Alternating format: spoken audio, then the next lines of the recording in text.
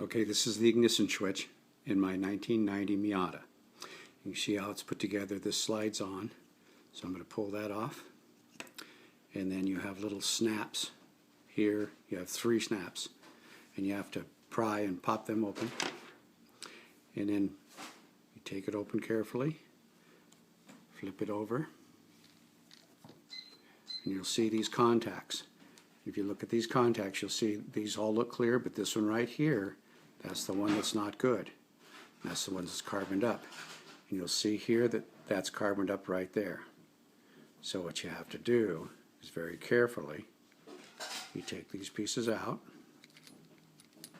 You want to remember just how you put them in, how you took them out. That one's on top. And you see the springs underneath. 1, 2, 3, I think there's 4. And you pull this piece off.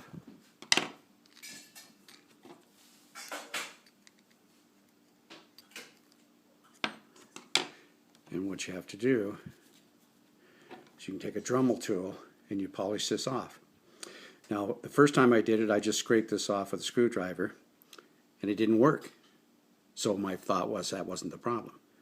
And I took it out again and cleaned it a little better, and then it worked once in a while. So I thought that wasn't the problem. So what I did is I finally buffed this with a Dremel tool right through here, and I took these springs and I lengthened them. I stretched them out a little bit so it put more pressure on it.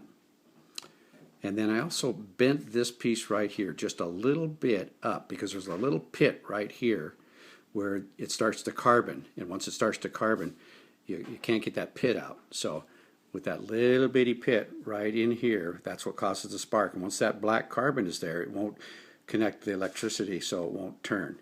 So that's when your Miata won't run the windows, the fan, and the windshield wipers.